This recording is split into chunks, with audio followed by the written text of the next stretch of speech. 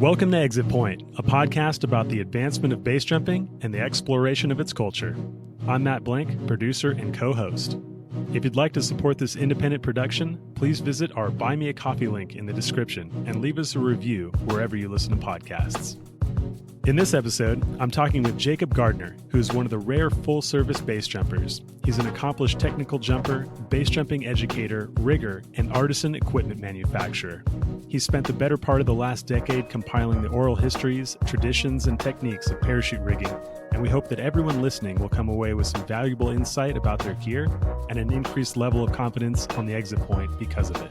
So without further ado, let's get Jacob on the track.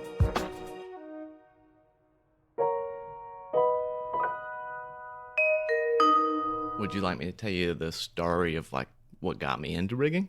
I would love to hear that story, please. Sick.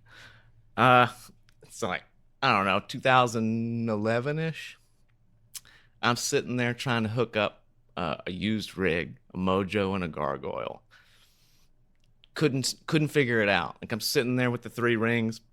I know they're backwards. I got that much so far. You know, I'm trying to flip these rings through, but there's these two flaps with two grommets on it. And I couldn't figure out which goes first and which goes second.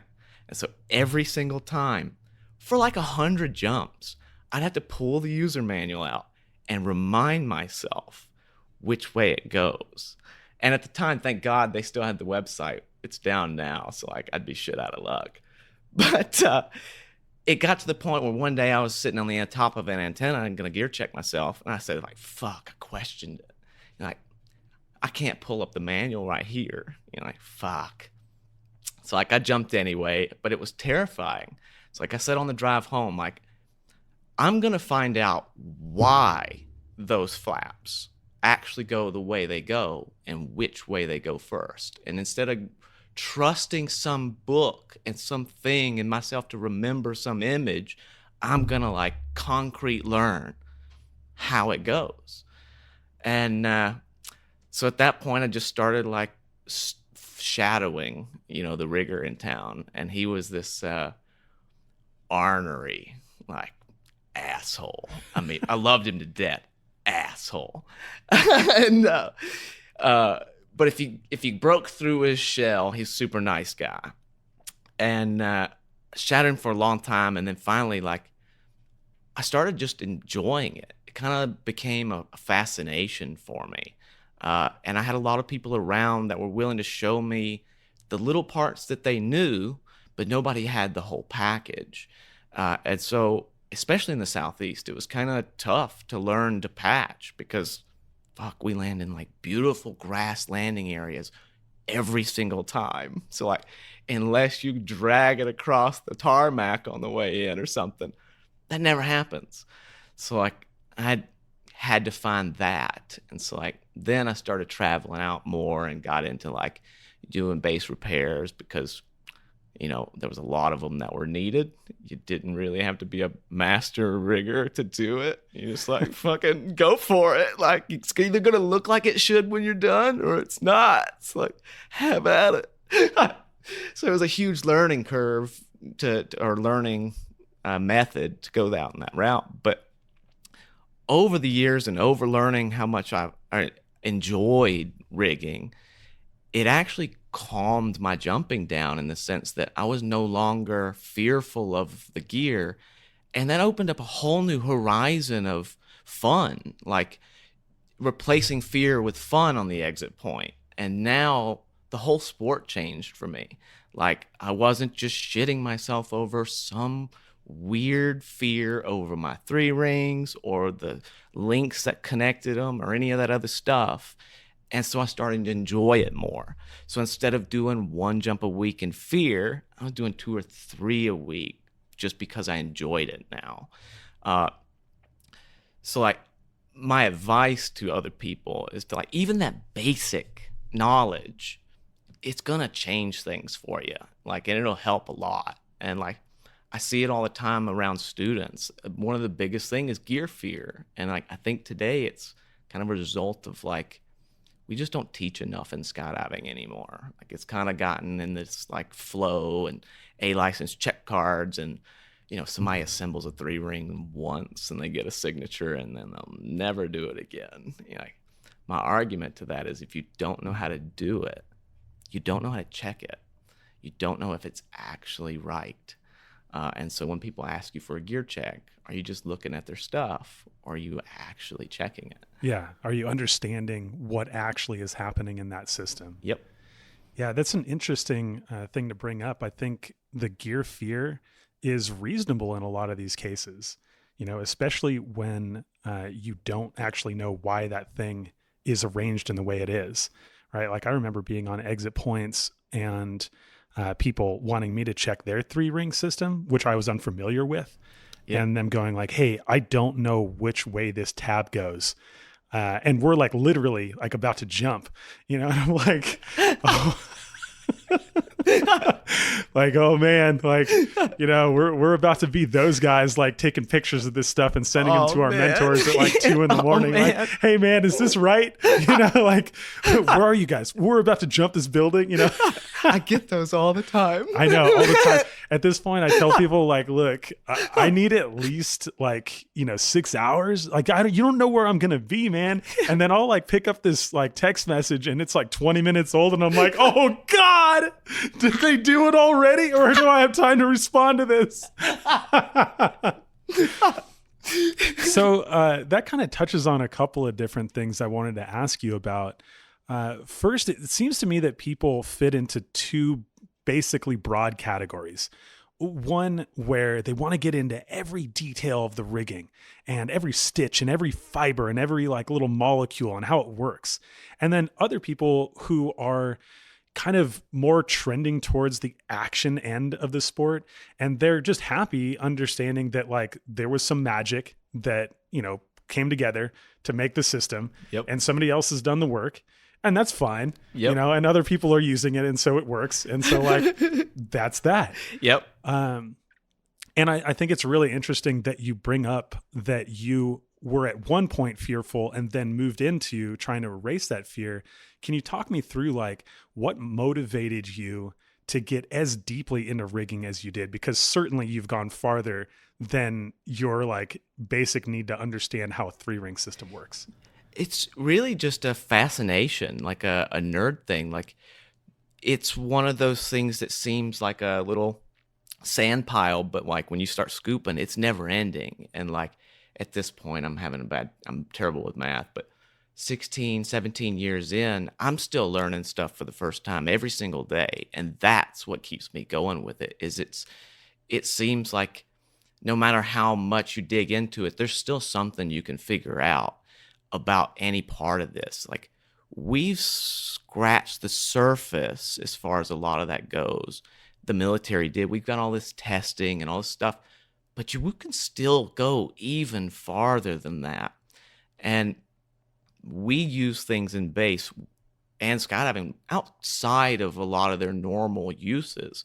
And so we're getting to experience things that are kind of those odds little details. And that's one of those things that also keeps me super interested is we see things happen with that particular webbing that no other industry is going to see because of the forces involved or things like that. So like, it's almost like, and sometimes you get to be a detective and a repairman and like, it's kind of a few jobs rolled into one. And so like, it keeps me super interested all the time. And so I never really had to worry or think about it as learning. Like I was just kind of having fun doing my own thing. And then you kind of like, oh, well, now I know how to do that. Yeah. That's useful. Yeah. Yeah. It's like, I never intended to be a rigger as a job, but like people kept coming to get stuff repaired. You're like, okay, like I'll just keep doing this. It seems like a lot of people fall into this game that way. Like they have a personal interest and then it starts to roll into like, a hobby. And then all of a sudden there are so many people wanting your service that you're like, I just don't have the time to do anything else. I tell you, in history, the riggers you want to know are the ones that are sewing and making their own shit on the side. Like they have a true passion in just building and sewing and rigging on their own stuff. They're gonna know more just because they want to. Like they're involved in it. So I think that's, one of those things like we should keep an eye out for. Like if you enjoy it, the sad part is we don't have time. Let me ask you this. It seems like a lot of people, actually it doesn't seem like, I know a lot of people are interested in getting to know rigging. In fact, I get hit up on a weekly basis for people wanting resources. I'm on the education side, so they're like, hey, I want to learn how to do this. Where do I go? And I often find myself with my hands in the air, like, for the people who are like, where are all the great videos and books and all of these things that I can do on my own? And I'm like, well, it's kind of an oral tradition, really. Can you talk to us about that for a moment? Yeah. And, where the resources really are for people to learn who have an interest and what your road looked like picking up those pieces? So the first starting point is there's 3 very core books that we use. The first 2 are going to be Pointer's manuals, Pointer's parachute manuals, version 1 and version 2, volume 1 and 2. The problem with those 2 is they've been out of print for like a decade, and Dan Pointer's since passed, and they're not available. And so like the 2 or 3 you'll see on eBay or Amazon, they're asking $600 for them. No way. Insane. Wow. Exactly. And like I bought my set, back in the day, 15 years ago for $30 a piece. But now that's kind of a resource that's disappearing, and we need to kind of bring that back. But there are some PDF copies that are fairly good that we've kind of got floating around to the people that if you need it, you'll find the link. Gotcha. Uh-huh. But the other one, the third one, is an FAA book, and it's just the FAA parachute rigging handbook, and it's kind of a summary of those other 2 manuals, kind of like the quick guide, the more relevant stuff. And that's really just kind of a good starting point. It's kind of a dry read, sure, but it's like 300 pages. It's got lots of pictures, and if you're into that kind of thing, like it's pretty interesting. Like they talk about a lot of, unique situations and a lot of like materials that are very relevant today. So talk to me about that for a second, because when I go through Pointers, I feel like it's more of a history book than it is like a manual. Yeah. They've got like stuff where everything began, and I look at it like half the book is stuff that like doesn't even exist in modern parachute tech. And then when you look at like modern base tech, and kind of to your earlier statement, like base tech is on the cutting edge. It's doing things that other parachute sports never even considered and maybe won't ever do. Yeah. But that's where some of that is. I agree. Like the Pointer's Manual 1, it's a lot of history, a lot of old stuff, but history never really dies, and it always tends to repeat itself in parachutes. And this one, I'm going to catch some crap for this one, but like, for example, and I'm not going to dispute marketing, but for example, the treed brake lines that we're moving to now. Yeah. That's not a new thing. Like that was actually tried and true parachute technology in the 80s on a parachute called the Goliath. Like, in fact, it was on Carl Banish's personal canopy. So like, it's got the exact same tree. Like it may have a slight different thing, but like the same concept was around. It's like we just potentially dug that back up, or they could have come up with the same idea, but it's been there. And so like a lot of these harness geometries that we're switching to, flip around in that Pointer's manual, you'll find them. And so like we may not be using that whole thing they got, but we took like 1% of that and we've carried that on because like they had something good then. What do you think about recycled ideas like that? It seems like a lot of ideas in parachute sports come back around, and some of them feel like they're brand new. Like for instance, like the toroidal design pilot chute. Yep. Or man, that's in a 1960s, aerospace manual right? and stuff. Yeah, and it was a mind grenade when it came out in base. We're like, holy crap, this thing is so stable, so awesome. So great. Yeah. So what's the deal with that? Like how do ideas get lost? How do ideas get found again? Why does that happen that way? Yeah. A lot of that stuff, like that particular manual that I'm speaking of, it's another one of those things that was published by the same publishing place, so they're out of business now, but it's another $600 book. But that was a military funded project. So like, I don't think that was readily available information back then, in the 90s or late 80s to just come across. I mean, I had to scour the internet and do some less than ideal things to keep the copy longer than 2 hours. But yeah. Okay, so if a lot of this stuff is in these manuals, which are somewhat available and also somewhat historic, then how do you fill in the gaps? I know that you took kind of a run through a lot of different people who are, notable figures in our community. Yep. And that's a good point. Is like, there are some wise individuals in our parachute community that have been doing this for 40, 50 years that have, same thing, we're talking about this invaluable, in-depth information as far as you can dig. And those guys were around when a lot of this stuff was being created. So they didn't need to read it in a book. They were there when they were doing that test, or they were there when they were seeing the results, or something like that. Yeah, totally. Yesterday I was talking to Marty Jones Yes. about tail pocket design because I know his dad actually invented the tail pocket. And so like there was a dispute about tail pocket and why it was the way it was. And I'm like, well, I'll just call it Marty. And he's like, well, Matt, actually that exact tail pocket was invented in 1978. And then he gives me the whole history and I'm like, oh my God. I was like, dude, does this exist anywhere? Can I get this to put out in the public? And he's like, well, no, I've never written it down. Yeah. I'm like, oh,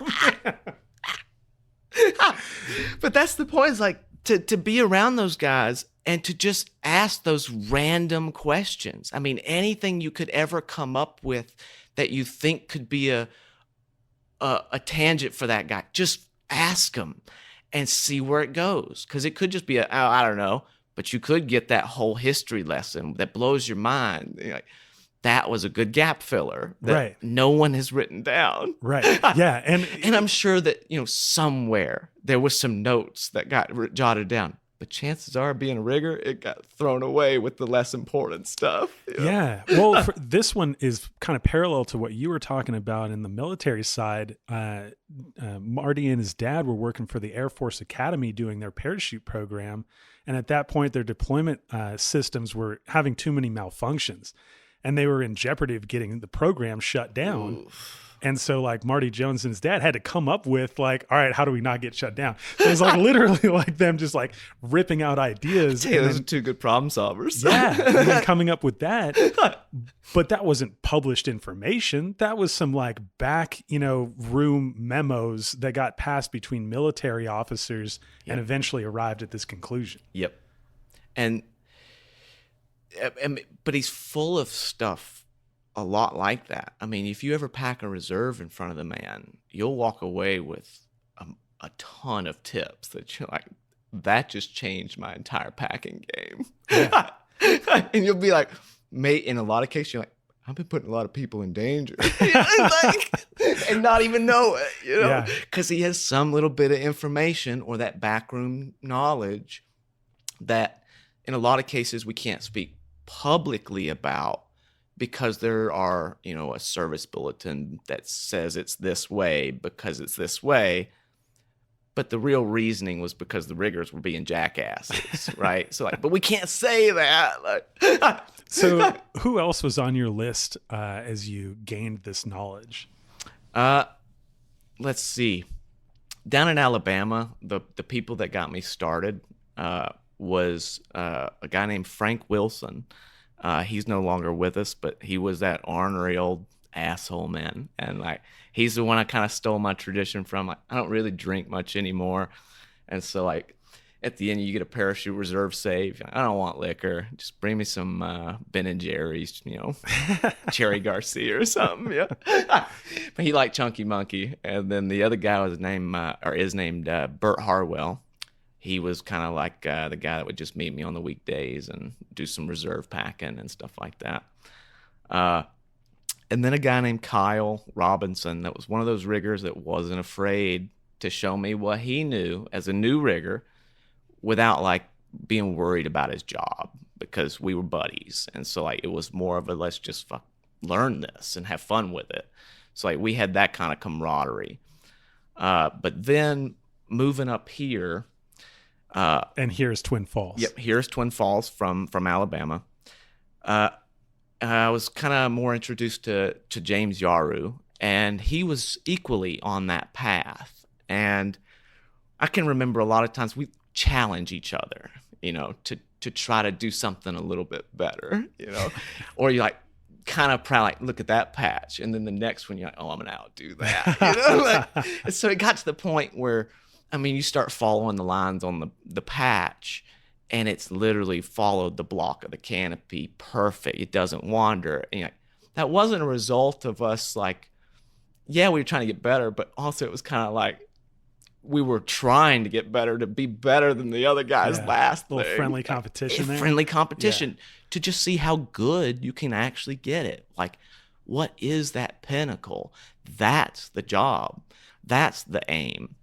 It wasn't somebody, and I encounter these people a lot. It wasn't somebody that's like, oh, that's good enough. Like, sure. I mean, but have a little pride behind it, you know? Like, there's nothing wrong with that. Like, make it look nice. So how do you break into those crews? Because, you know, I think a lot of people find that the rigging loft is an intimidating environment. They walk in, people are rushing around. They're doing really important stuff. You don't even want to tap them on the shoulder because, like, they're in the middle of saving somebody's life, you know? And then you're going to ask them to, like, pull over, you know, while all these bins are stacked up behind them. Oh, yeah. You know, to, like, help you out with some, you know, basic question. So, like, how do you me remember Paris? Yeah, exactly. And that's where I came up learning how to rig. You know? But how do you break into that world? What are some of the things that people should understand about riggers or the environment, or how to, like, crest that initial barrier? Yeah. I guess the first advice would to just be aware that, you know, good riggers, which there's lots of, they are busy these days because they're few and far between. Especially the ones like, because it's not just knowledge, you know, to get that stuff, you have knowledge, you have equipment, you have space. So like not everybody can put all those three together. But if you have the opportunity to have one of those riggers around, go in and offer something, not like money or beer, any of that stuff. Like, they always need stitches picked, and you can learn to stitch pick in 5 minutes. You know, they always need the floor vacuumed or the threads picked up or something like that.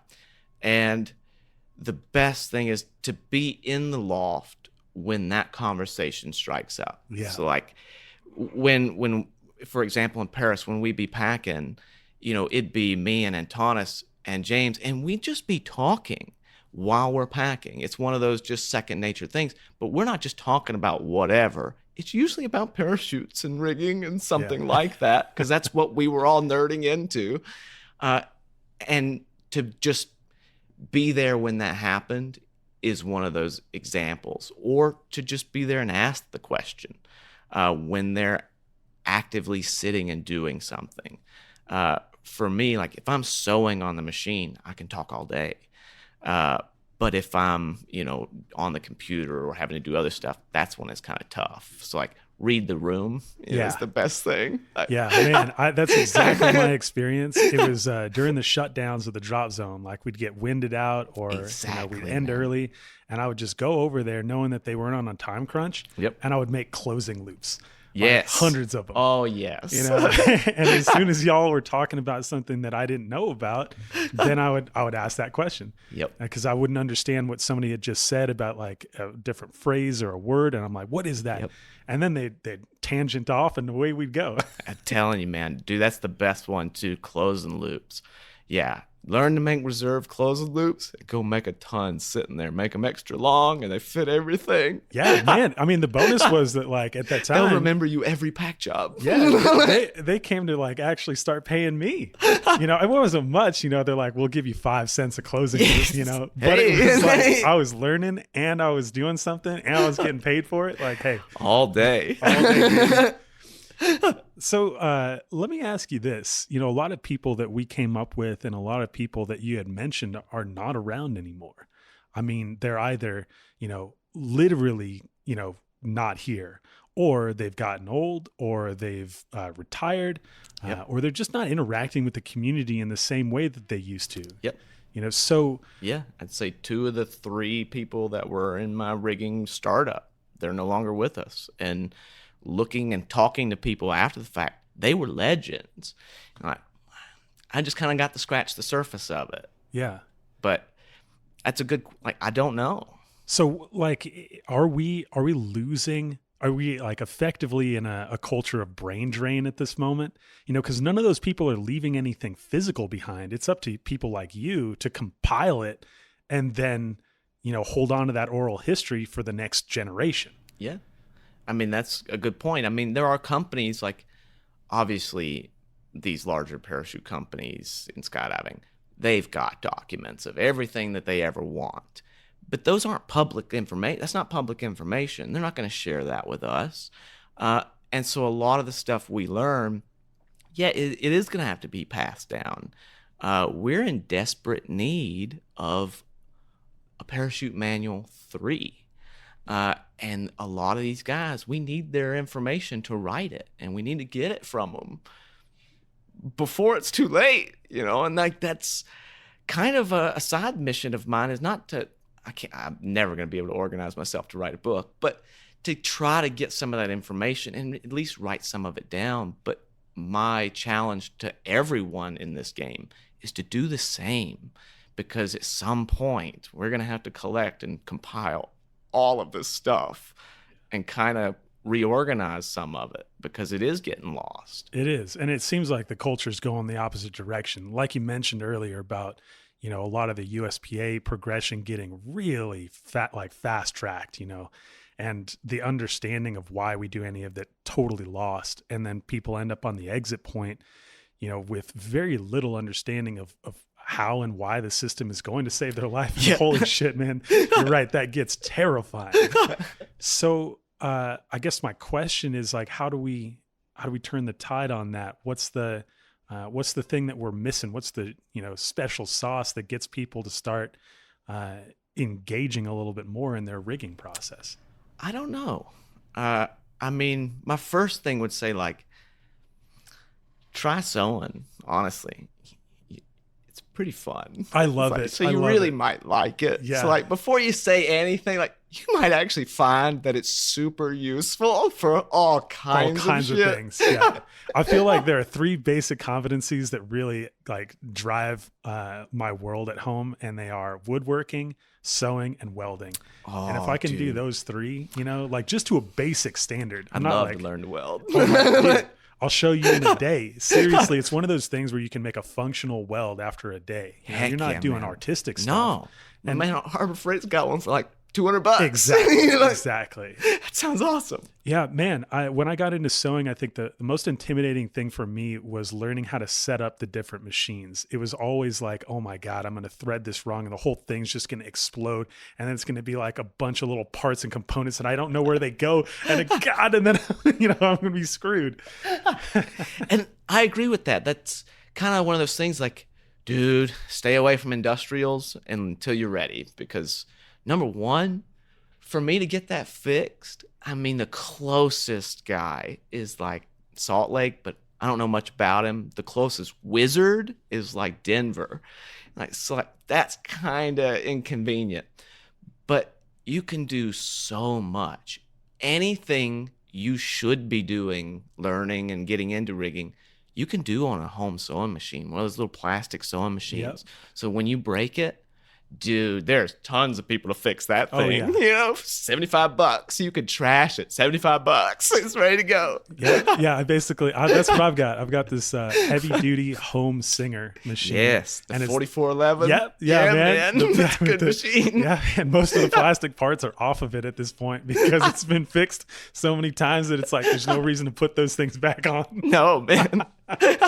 Yeah, no doubt. That's such a great machine. It's such a great machine. It does so many things, everything from the super thin stuff to actually, I've sewn through Cordura with that. Yeah. Not, I'm not doing like 500-pound bar tacks with it, Sure, but yeah. I'm putting it together. Yeah, dude, in a pinch, man, you can do just about anything you need to. Like, I've watched a guy replace a BOC in the field on one of those, and like I've put a couple of patches, and you pull it out, you can't tell the difference between that machine and the one I've gotten there that's, specific for patching and all this other stuff that's 17 times more expensive. Yeah. It's like, it's a good trade-off. Yeah, I'm actually looking through your shop, and you've got a fair amount of machines here. And I still got more that are out. I've got Yeah? some that are getting some upgrades and whatnot to come back for specifics. Can I ask you this? How much is invested in just machines?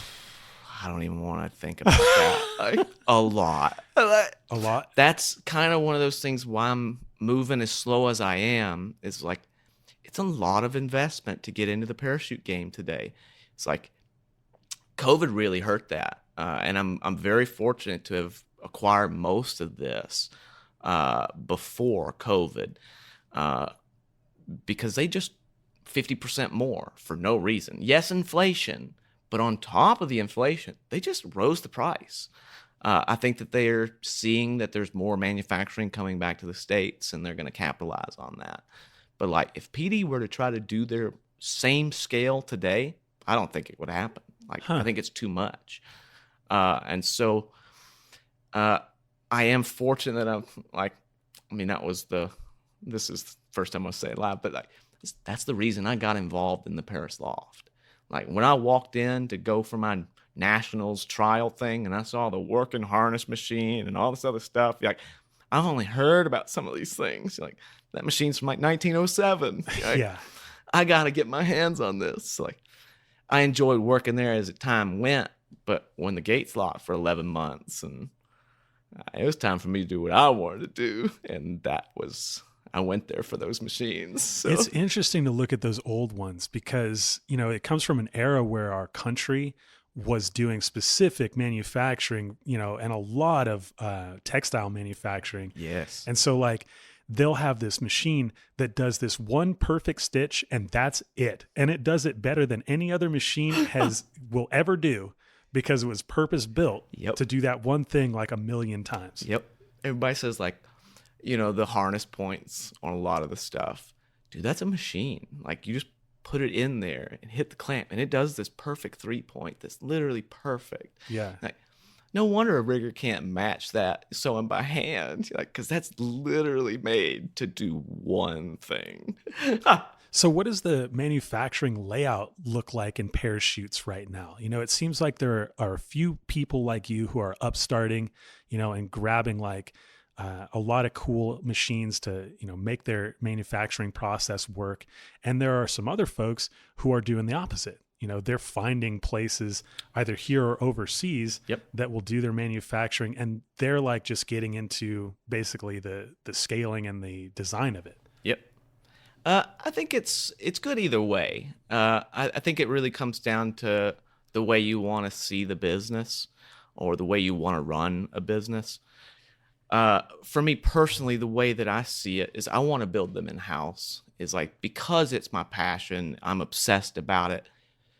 People ask me, how do you sleep at night? One time, like, I got that question. How do you sleep at night knowing all that stuff's out there? You're like, because when I give it to you, I'm not saying mistakes can't happen, but when I give it to you, I've seen that thing 100 times already. It's burned into my memory. Like, I can look at that bar tack in my head on your parachute and give it back to you. So like, I try to remember that stuff, but at the same time, like, you remember it till you forget about it, and then whatever.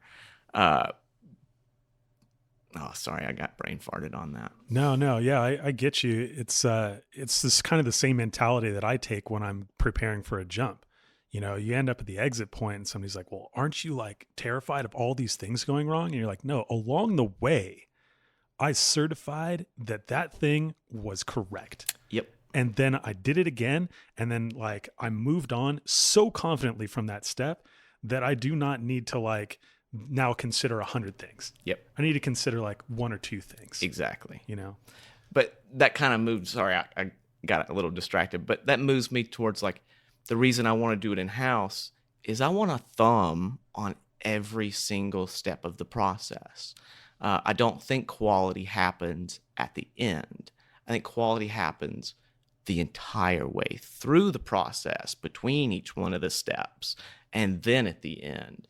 And for me, if I'm going to put my name on it, I've got to be there. I've got to be involved in it. And so I'm not saying that there's a bad way to do the other ones, because I'm also looking at a model like tool pouches and stash bags and things like that should not be made by a master rigger. We can outsource that. We can keep the costs down, and we can do that and blend the things that aren't important with the things that are important made in-house. But the people that are outsourcing, the one that's probably the biggest right now, they've done a really good job with it. But they went to a very reputable manufacturer that already had an existing reputation of quality work. They didn't start one from scratch. And the other one has attempted to do the same. And it's still new enough, I can't really say anything yet.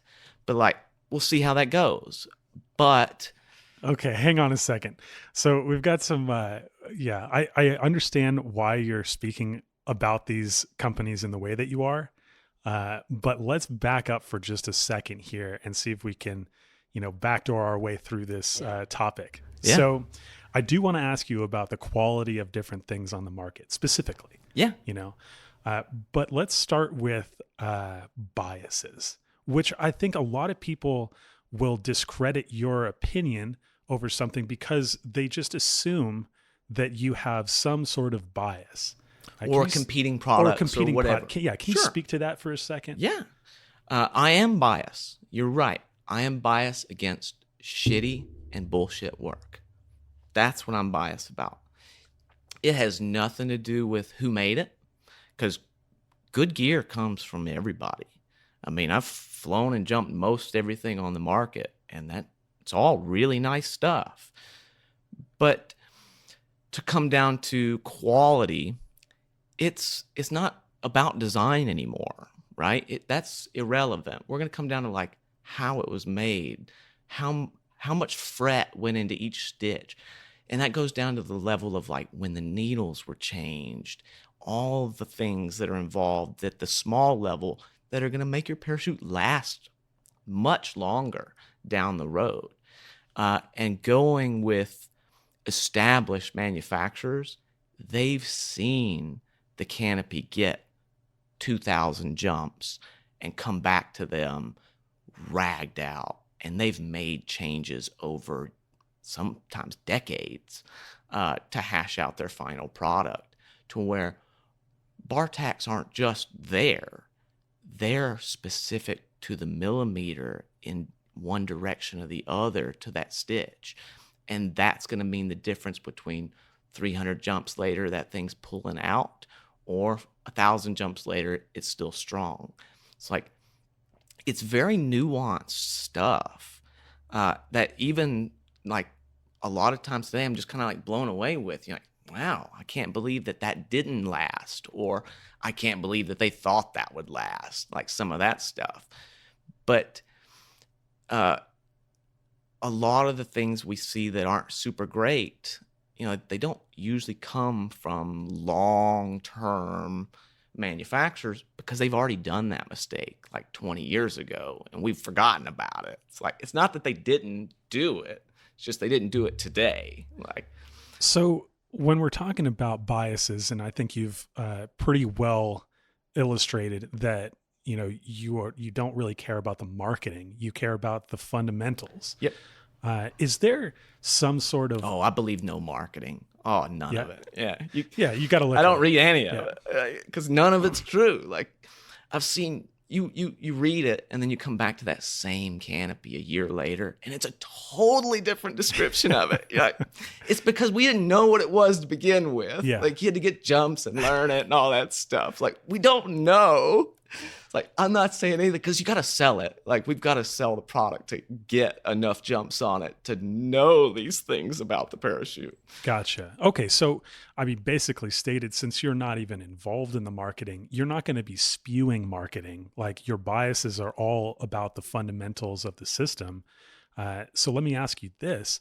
Is there some sort of unwritten ethical code amongst like riggers to talk about equipment in a certain way so that like your credibility like collectively remains high?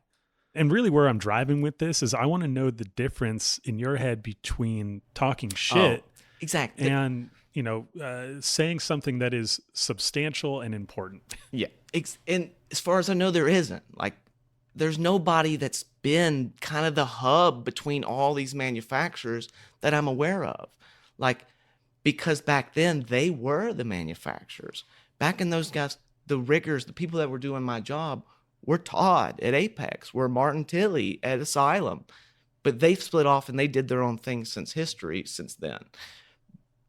But now we're getting more, and I'm also like, I'm not saying I represent them in any way, but I do repairs for every single manufacturer out there. Right.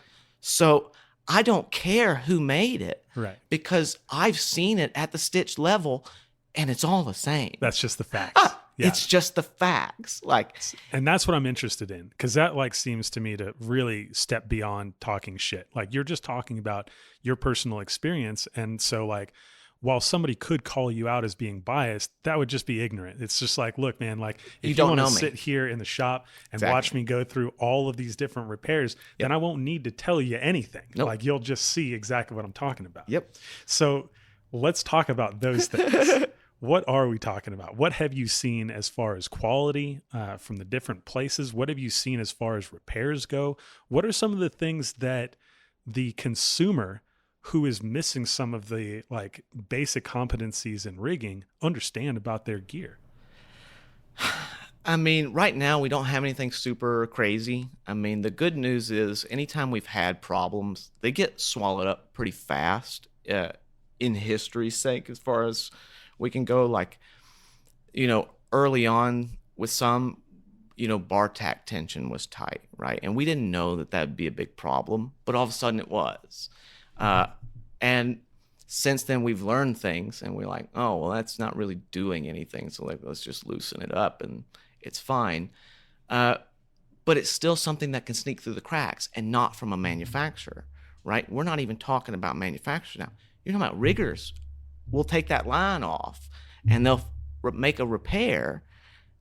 And who's now going to say that their bar tack tension is good, right? So like, you can't hold the manufacturer responsible for something that happened later down the road, but we do need to share that information from an issue that happened that wasn't necessarily made public.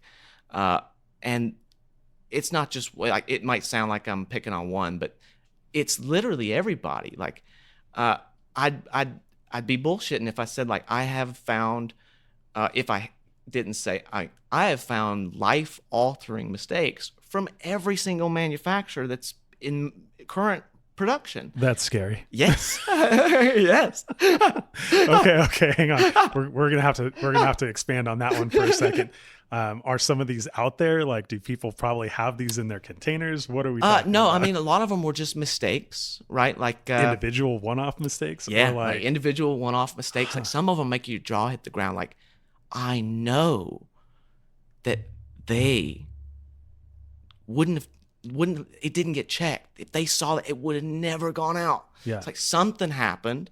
Don't know what, but like, when I reach out to that person, it's not me talking shit. It's me telling you you've got a flaw in the problem or in the process, and be aware of it, try to find it, and we need to make this right for whoever's PC or canopy or container that this is. And sometimes that's a simple fix in-house, but it still needs to be shared so they can learn from the process. Yeah, and everybody else can check. Exactly. This touches on an interesting little tidbit that I think is a great one to highlight at this point, which is that like we're all basically test jumpers. 100%. That label in your tail pocket that says experimental. Yeah, and that's true. It's true. Yeah. It's true. So what do you recommend as far as people getting to know their own equipment and going through it? Like it seems like we're trending towards, hey, like if you're not experienced enough to check it stitch by stitch, then even though it's come from a reputable manufacturer, you should still take it in to get it like checked stitch by stitch. Absolutely. And I mean, the problem there is like a lot of skydiving riggers won't touch bass gear. And like, it's kind of silly because if you ask me, like, that's your opportunity to just do stuff that has zero repercussion on you, because you're doing an experimental parachute that is not covered by the FAA. So you're not even exercising your rigger's ticket to fix it. So like, I'm not saying you to just do it. Right, but don't be scared just because it's a base canopy. You're actually like less liable for that than you are the skydiving main that you just packed. That's like, another like weird thing to highlight right there of like, we have no standards. None. Yeah, super low. Absolutely zero. Yeah, which allows people to put out anything. Yep. Yep. Okay. What are I don't exactly even know how to attack this next like part, but we got to get into the ethics of manufacturing a little bit here. You've touched on a couple of different elements, like, in the past, I know several manufacturers have called recalls, and it's because they've had something that was life-threatening, that was incorrect, and they called it back. And sometimes we didn't know that was even going to be a thing. I mean, I remember first canopy I ever bought was the first round of ultralight canopies made by Apex. Yep. And I literally was in Todd's door when he was designing that canopy, saying, whenever the first ones of these come out, that's what I want. So he's looking at me as like a new jumper. With ultralight fabric, and it's still like really experimental. And he was like grabbing me by the shoulders and like looking me in the eye and going like, Matt, you need to be more diligent about this equipment than anybody else. Like, you haven't been in the game long enough to understand, but this is experimental equipment. I can't imagine being Todd doing that, man. I know, right?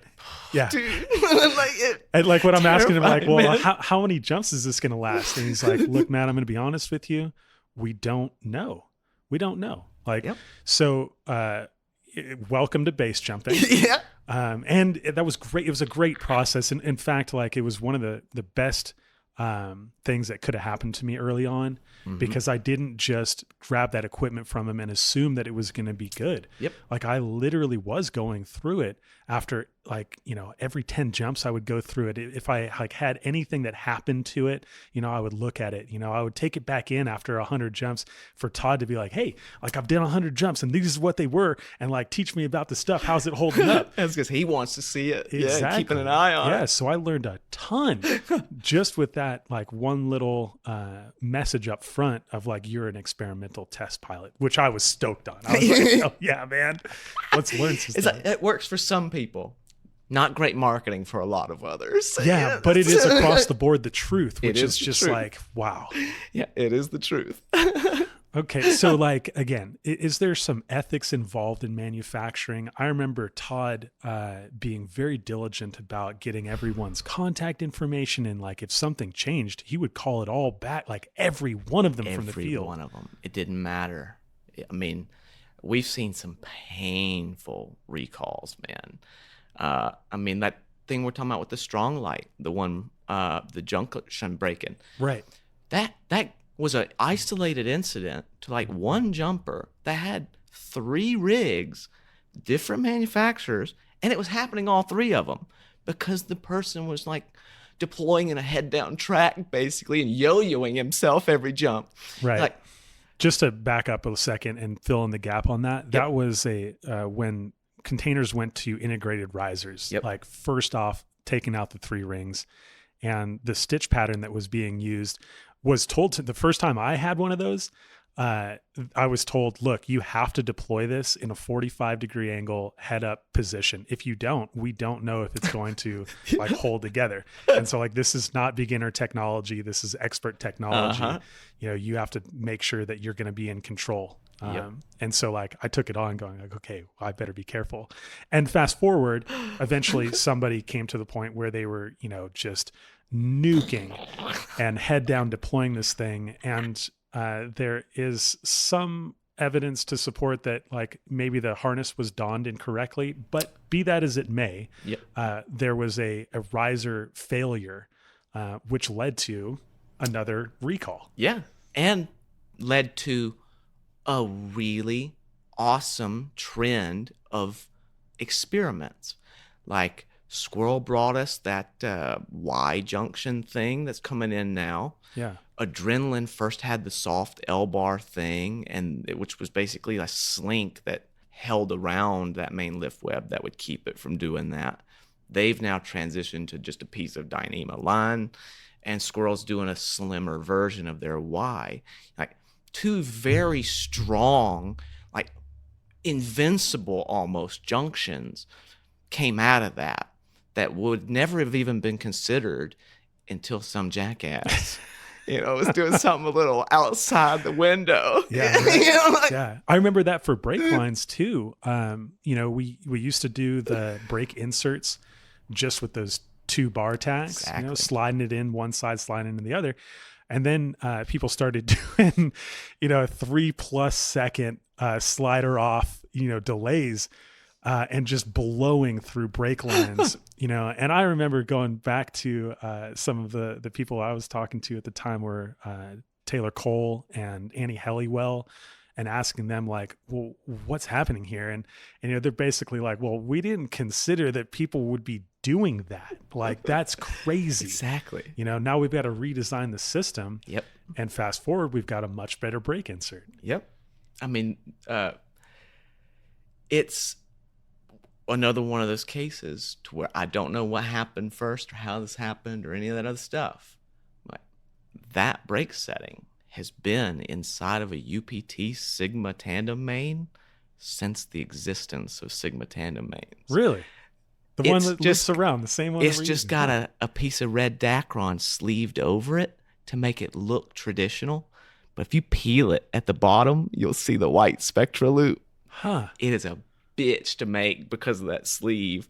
But like the first time I made a comp, you're like, oh, that's been there the whole time. And then you go like, well, I've never seen a tandem brake setting wear out. And it is that way. Like, that makes sense. Like, somebody, man. Like, so I don't know who came up with that. Someone smart. Like, okay, brief tangent question. Is there anything that's new in parachuting? I don't know. I mean, when we say so, it just, even when I believe it, I pull something out of the bag and you're like, whoa. Like, when I pulled Carl's canopy out and started inspecting it and it had that brake line, I just started laughing. Like, I didn't know that was a thing. Yeah. But that's incredible. Like, this is 1983. Like, that's wild. So maybe that's a good tangent into talking about some of the things that are truly modern inventions, like shuttle weaving. Exactly. Dyneema harnesses. Yeah. New age, ways of blending those fabrics. Can you talk to us about how that technology has started to infiltrate bass? Yeah. One thing that's super popular right now is that lightweight, trying to save, at this point, grams. And we've seen the industry kind of move over to Dyneema webbings. And anytime we get off the path of those traditional webbings that we used, we're getting out into that experimental zone again. But we're getting out into materials that aren't made the same fundamental way that we make the traditional stuff. And what I mean by that is the way that it's woven. We've got 2 different versions. And this is like the as much as I understand, we're not going to get super complex here. So if somebody's like a materials person, they're going to laugh at me. But you've got shuttle woven and you've got needle woven. And both those machines are going to exist in the same factory, but the shuttle woven is going to spit out webbing. I don't know, I'm making these numbers up for examples, but like super slowly, like, a foot a minute. It's probably much more than that. But the needle woven one on the other side of the factory, it's going to shoot out like 20 foot a minute. It's going to be cheaper to purchase that one than it is the slower method. But the slower method is using a one continuous piece to fill in the entire length of webbing. And the other one is kind of just using little C-shaped threads and knotting one of the edges.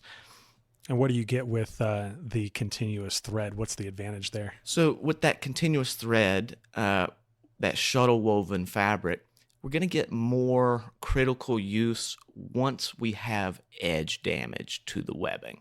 Like if we actually take a knife and we nick that webbing, a quarter of the way through, once we put that into the pull scale, we're going to see we're still going to get like a surprisingly large amount of the initial breaking strength still there. Like usually at least 60-70%. With the cheaper webbing that comes out a little bit faster, if we nick that one edge, we lose all critical function. And so like it's the same strength undamaged, but if we nick that edge, we lose that structural integrity. What are some of the components on our system that might be shuttle woven or otherwise? These days, it's going to be super popular with the manufacturers, especially with lightweight stuff. Your main lift web is more than likely needle woven. And it's one of those things like if you sat there and like oriented the way it was going and you put the woven side versus the knitted side on one side, maybe you can make things better. But they're not inherently bad.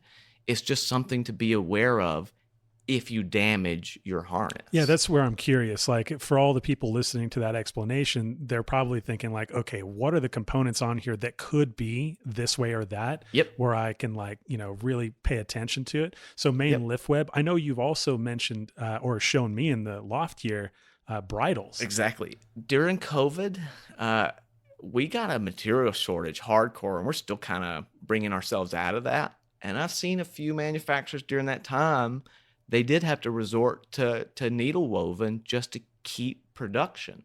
And so I saw some bridles show up.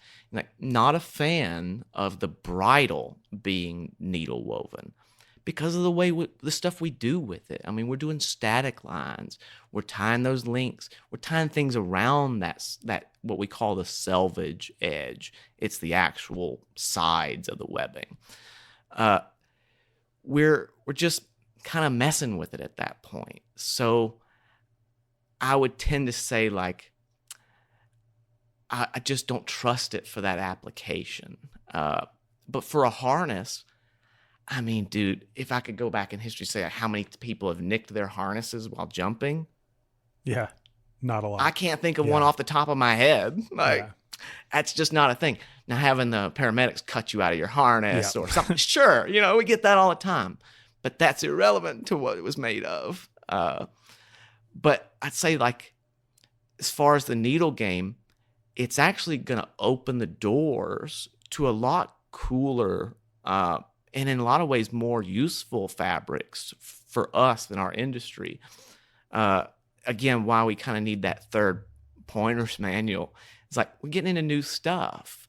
And we're seeing that, like, needle has an application in certain places that we can get away with. And the climbing specs, honestly, are better for our purposes. I mean, we're dynamic loading everything. Yeah.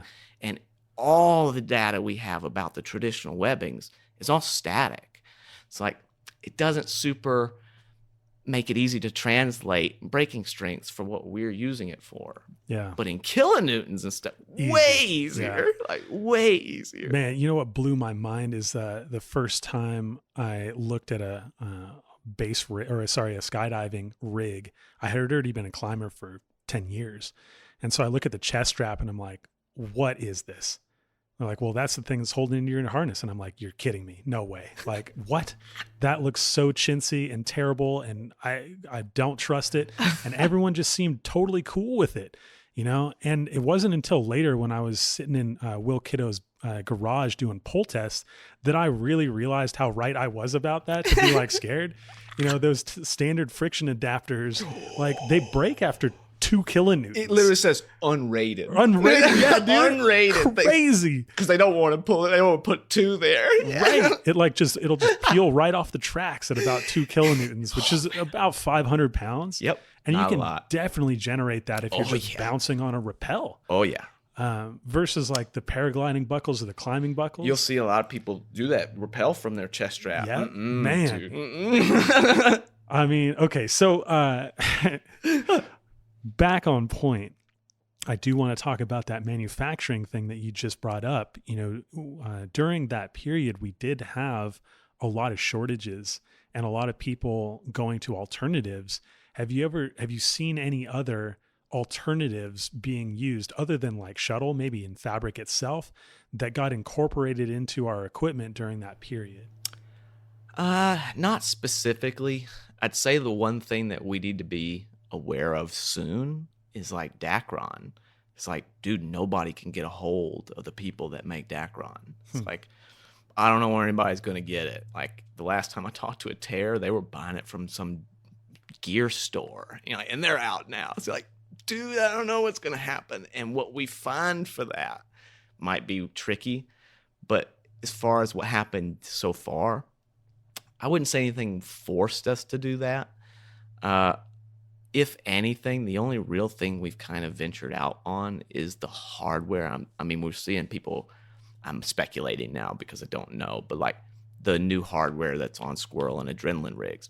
I don't know where they get that. So like, if that's been custom made by some place or any of that stuff. So like, that's kind of those things that I wish that manufacturers would be, you know, open about. Like, where did that source from? And like, not even specifics, but like, where does it break at? Like any of that detail, even if you engraved it on the buckle. So in the future, when you're inspecting this stuff, you don't have a question mark in your head. You're like, you actually know. That'd be a nice update. I mean, Climbing World does that all over the place. There's not one Exactly. single piece of equipment that doesn't have either a stamp on it or a tag on Or it. these serial numbers and Yeah, stuff. with Yeah, the and I brake got a pair of constraint. hip rings Yeah. that I'm just playing with. And yeah, Petzl had each serial number on them. Yeah. Huh.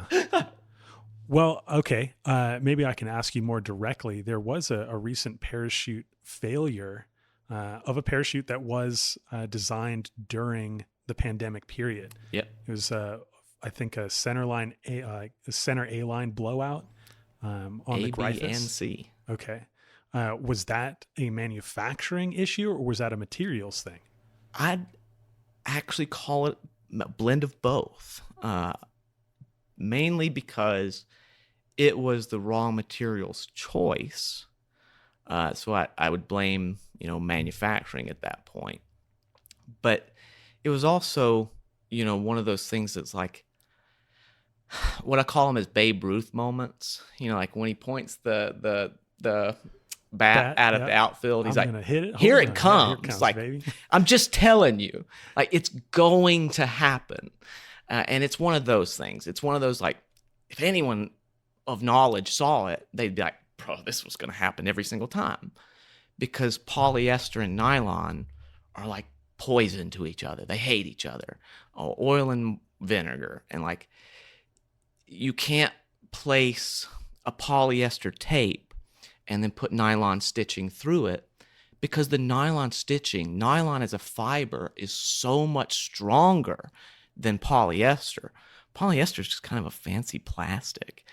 And it's very rough, and it kind of peels away from the nylon. And when that happens, what we'll see is the bar tack will stay in the canopy, but the bottom of the bar tack, from there, the fabric just pulls away.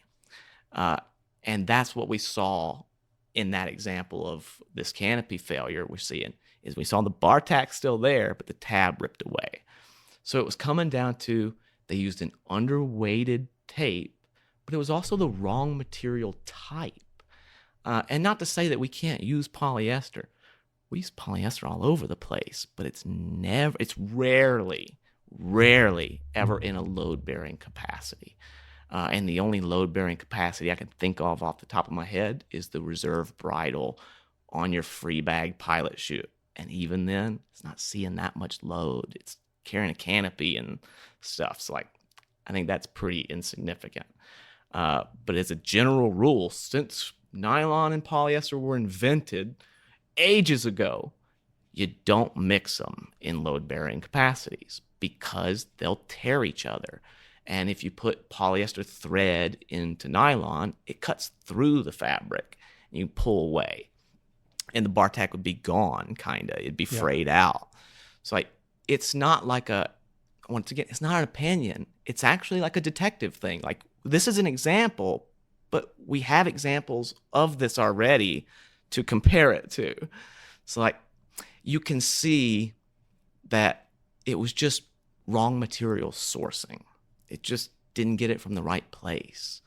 And I think that that's going to come down to kind of what we're talking about ethics a little bit. Is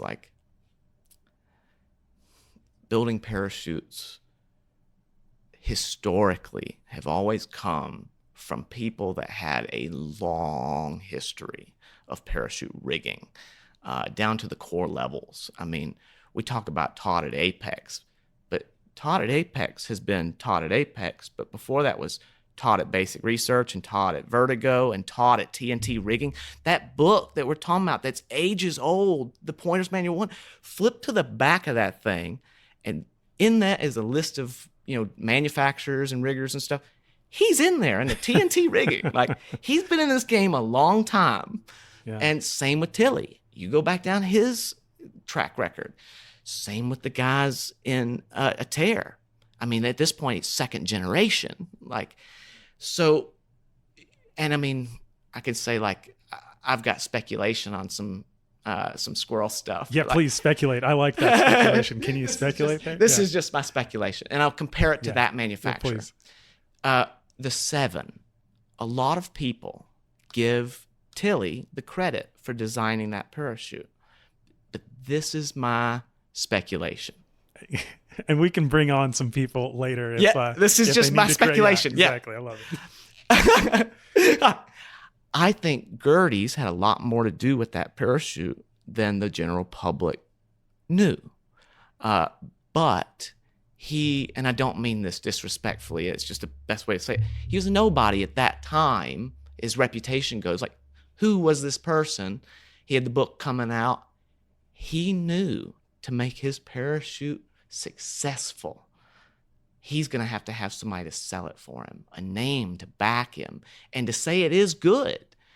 And I don't know how that partnership or any of that went, but I think he brought it to Tilly. Tilly gave it that this is a good build, or gave him, some advice and some fixes, and they produced that parachute. And I think that company has been building a relationship for ages. Ages. I mean, now they're partners. Exactly. Yeah. It's I think that was just super strategic because it was in that same situation we're talking about now with this one that blew up. It could have been a situation where they could have gone and found that person, had that same thing, had them sort out any issues that they were ignorant of. It's I like ignorant. You don't know what you don't know, right? I mean, and you can, in this game of parachutes, you can and will be held liable for what you don't know. But that's kind of where I'm always scared to push out stuff. It's Marty Jones is one of my favorite people on this planet, because when I'm just think I've got something awesome, he's usually the one to be able to poke the hole in it, show me the flaw, give me that advice that I'm just not seeing. You've got that history, that experience to fall back on.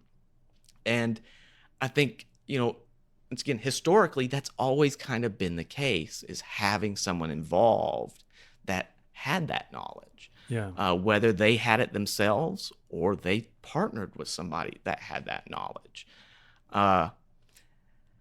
I'm not sure that I like the other route, like going at it with, trial and error. It does seem like you should have a foundation somewhere in the history. Obviously, the intention for all of us in the modern age is to move beyond. Yeah. And so like we could look at the history and be like, well, we're not trying to be you, so like we're out of here. But also, and I get that, but there's also so many ways to do it. Yeah.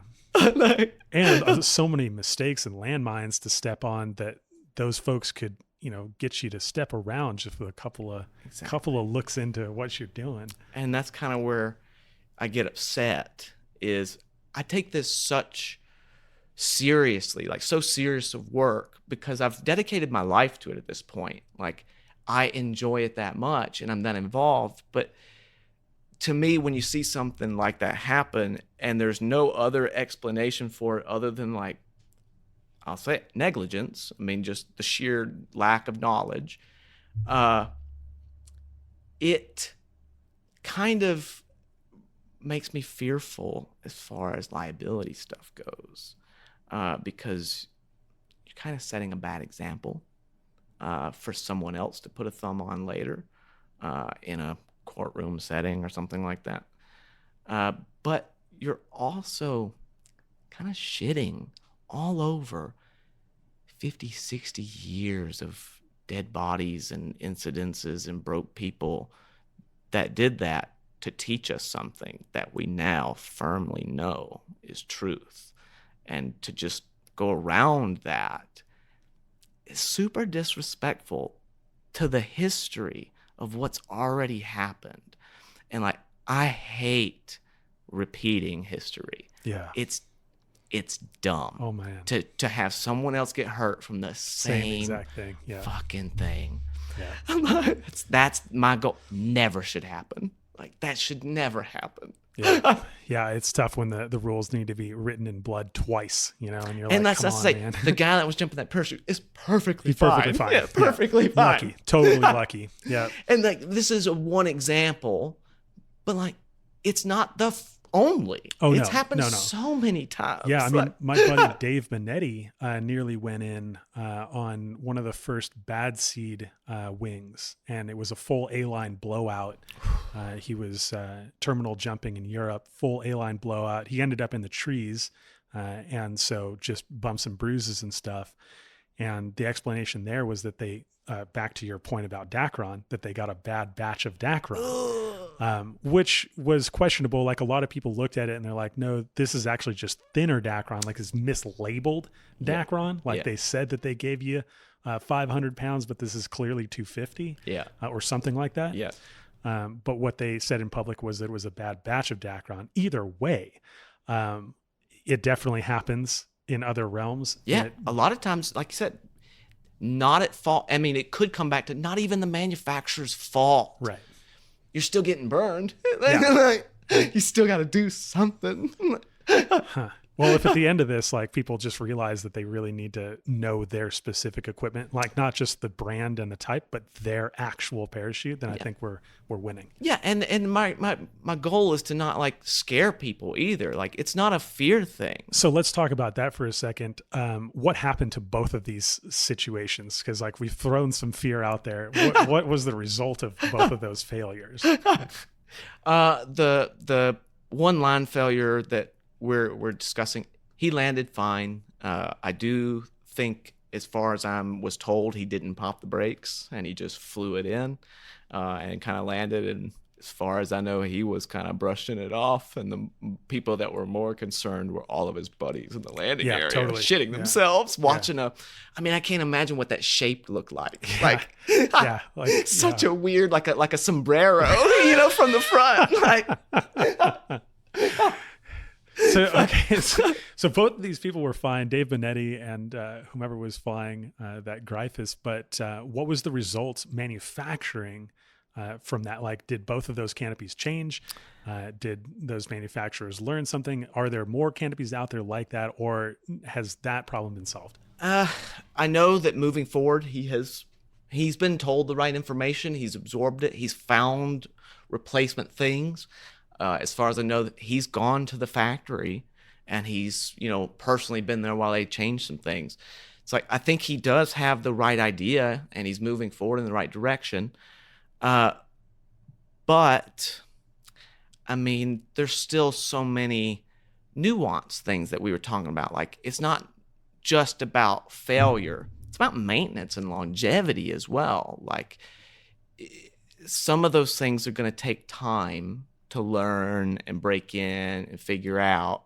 And like, that's kind of the responsibilities of the riggers in the world. It's like, man, to look at stuff after 100 jumps and say like, hey, they thought this was great and it would have been, but turns out it's wearing out real fast or something. I mean, nothing's perfect.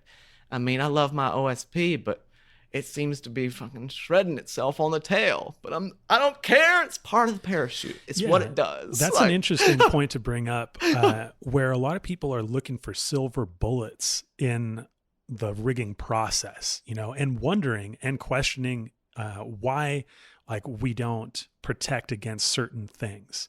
Why don't you protect against the tail wearing out? What are the compromises that it would put in? Yep. Can you kind of speak to that for a minute? Yeah.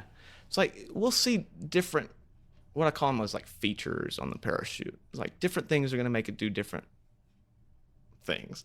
Like slats are going to make it, have better deep break approaches. The vents are going to make it inflate just a little bit better and pressurize a little bit faster, stay pressurized against the wall, blah, blah, blah. But the thing about the OSP is, OSP1 is, I mean, to this day, as far as I've been able to see, it's the hardest and fastest pressurizing parachute for slider down. And that can sometimes be really good, and it can sometimes not be that great. But when you look at that, no wonder the tail has a lot of abrasion, because it's getting slammed open at a very high rate of speed when everything is perfect. It's like, as the canopy ages and the ultralight gets at this point, 600-700 jumps on it, it's getting a little brittle, So like, it's just not going to be able to take that same abuse that it used to. So that little piece of Dacron that's now a little fuzzy from just use flakes across that ZP for a moment. Man, you've got line burn. Yeah. You're like, that was a lot of heat generated real quick. It's like, you're always going to have, a little trade-off with a lot of these things. And like, for example, that's kind of its Achilles heel, but it's not a bad one. I mean, right. What is it? 600-700 jumps in, you're going to put 4 or 5 patches and call it a day. You're good for more. I think sometimes it's hard to weigh those little things in the balance and say, like, even though we've made a compromise here, it's going to be okay because our performance increase is great.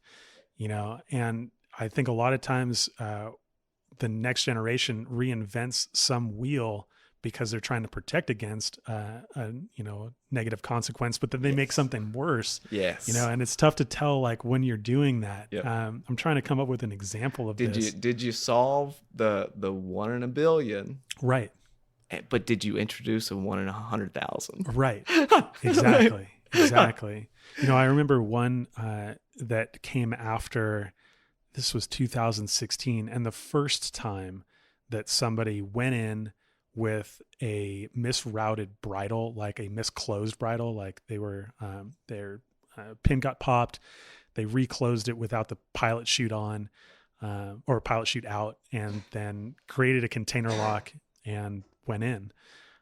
And one of the solutions that was brought to the table was done by the guy that did Watch Thy Bridle, that website. I can't remember his name off the top of my head, but great website if you go to Watch Thy Bridle.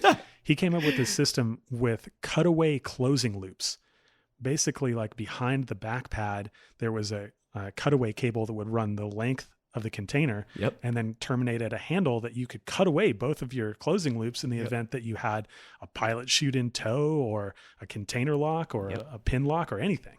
Yeah, the Jesus handle. The Jesus handle. Yeah. Yeah. I remember a lot of us looking at that going like, oh man, like, that's definitely a solution to this, but how many other problems could potentially be caused by having this in the system? No one knows.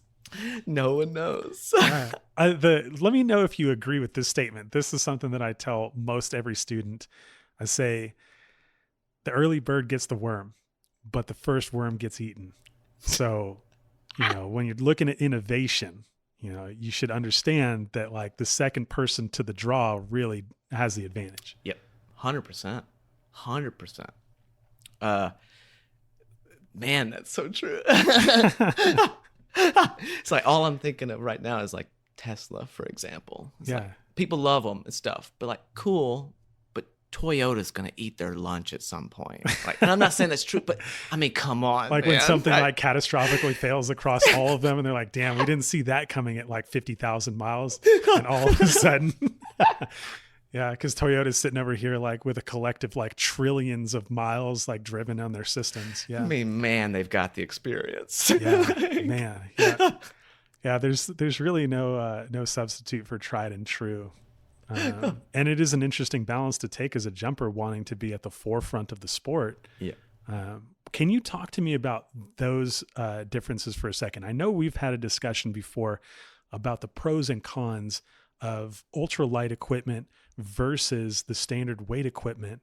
And I think a lot of people look at the standard weight equipment as quote unquote old, Yeah. Though, going back to our compromises, I know that you have kind of an opinion on what both of them are good for. Can you? Yeah. So my first thing is like with F111, I would definitely not state that it's old because it's still good technology for certain places. Like, for example, these smaller parachutes, these things that are in the 240s, 220s, ultralight's not really giving you a benefit at this point in time. In fact, it's actually going to like put you in a weird box of we don't know what pilot chute size you need anymore. I was just having that problem. Oh man. Exactly. Yeah, I had a student that was literally, and I'm not kidding you, literally 85 pounds. Yeah. And we had to change so many different things. And it was an experiment the entire way through. And so like once the canopy's open and in flight, you're seeing zero difference between the two fabrics, especially short term. Longer term, the F111 is going to last a little bit longer, but realistically, man, I've seen a canopy with ultralight with 1,200 jumps on it, and like it had a ZP nose, and it was still fine. It looked old, like if you got inside of it, it looked terrifying. But the F111 is going to kind of stay a little sturdier. But packing wise, F111 is so much better, easier to pack. It's stiffer. It's less. I guess in a lot of ways, when ultralight gets old, it's easy to pack. But yeah, when it's new, it's slick, man. It's slick, yeah. But if you were one of those small weight jumpers and you're not trying to get into a new box, you live in a high abrasion environment like SoCal or Arizona or something like that, dude, your ultralight's likely going to spend more time here in my shop than it is on your back. Because especially as a new jumper, because as a new jumper, you're focusing on, I need to land well. I need to make sure that I'm okay and in a good LZ.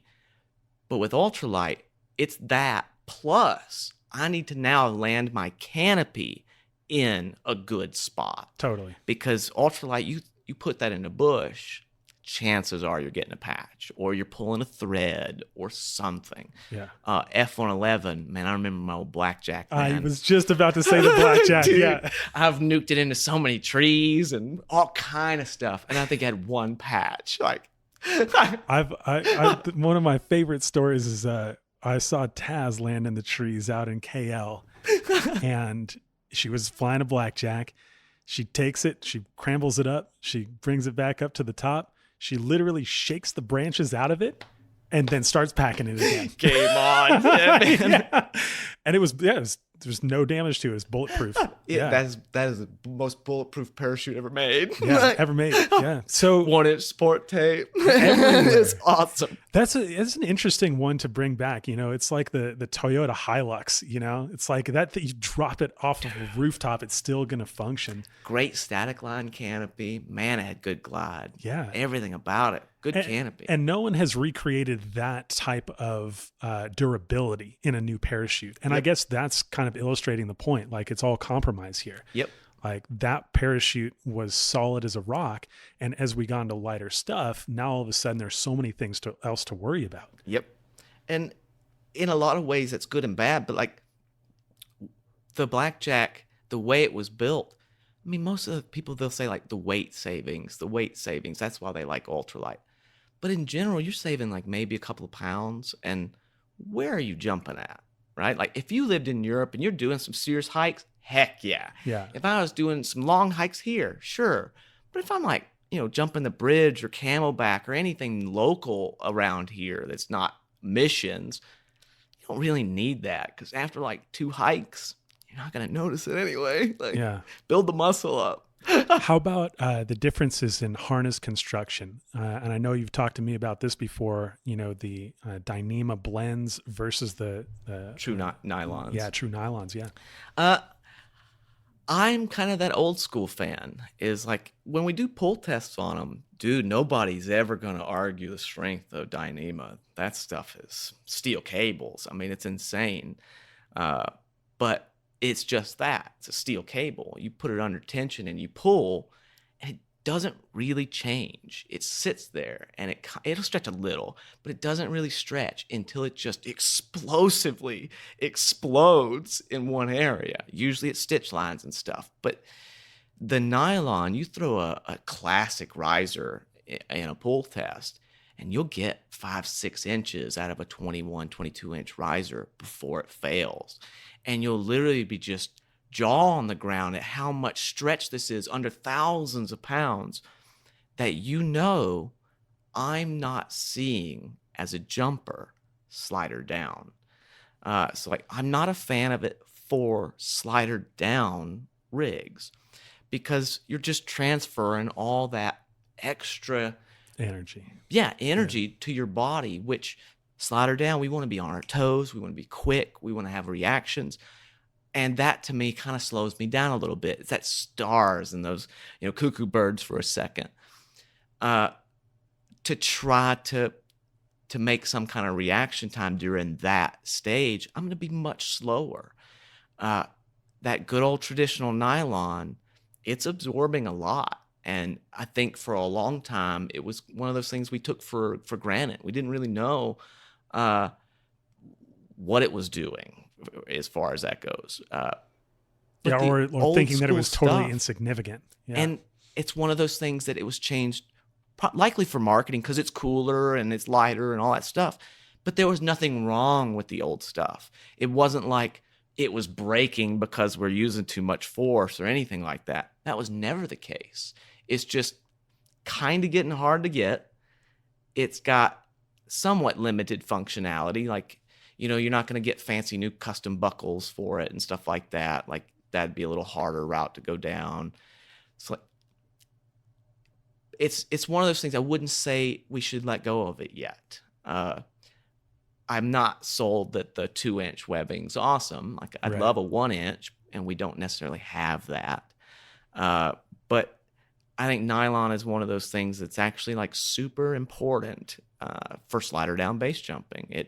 It's actually something we need to keep in mind. We don't have a replacement for it. No. That's an interesting thing to mention. Even though we've updated so many times and different blends and tech and all this stuff, we still have not come to something that is both lightweight and gets the advantage of strong, baby. Yeah, exactly. Like, as we go to that, lighter weight fabric, we are losing elasticity, and that's a strange compromise that, we didn't see coming. Yeah. And the slider up doesn't really matter. Doesn't really matter. Yeah. But slider down, it kind of does. And I remember you also talking about the mixture of different components, squirrel container, apex canopy. Yep. And I was jumping that setup. And, so like this one hits home for me, but can you tell me what your opinion was and why that was the thing? Yep. So at the time, when we buy, we kind of touched on it earlier with Dacron, but when we buy Dacron, man, it's available every way you think you could want it. Like, you just name a number and tell them, and they'll make it for that in any color and size and shape. But also the finishes, they'll stretch it, they'll double stretch it, They'll heat set it. They'll double heat set it. They'll UV spray it. All kind of crazy stuff. And across the board, we have no standard other than the side, like Dacron 900 or Dacron 600. But how we get that treated is kind of up to the manufacturer. And you'll get different benefits. Like with the kind of the standard, it's the unofficial standard, but kind of the standard that I've seen during repairs, comparing, is like a single heat set and a single stretched Dacron. You're going to have to measure that under tension on a line table and actually have even tension under weights. But if you get it double heat set and double stretched, you can pull them by hand. And so my line set speed just cut in half because I don't have to jig up these weights every time and unhook them and all this other stuff. I can just pull and mark. So it makes the cost come down, which it can be helpful, especially I think if you've got your the overhead that you do in SoCal. Yeah. And the flip side to that is basically what they've done by heat set and stretching it is we've got a rubber band that we've taken all the stretch out of. We've turned it into a more static line instead of dynamic. Not a great call for slider down canopies, I don't think. Where his argument for it is the performance.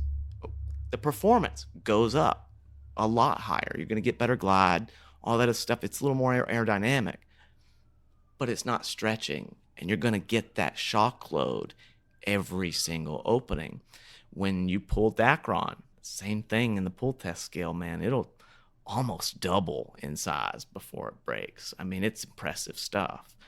And the combination of a double heat set, double stretched line with a Dyneema harness, you've taken all of the shock out of your shock absorber. Yeah. Like or all of the absorption out of your shock absorber. You're just gonna hit the end of your steel cables and feel that.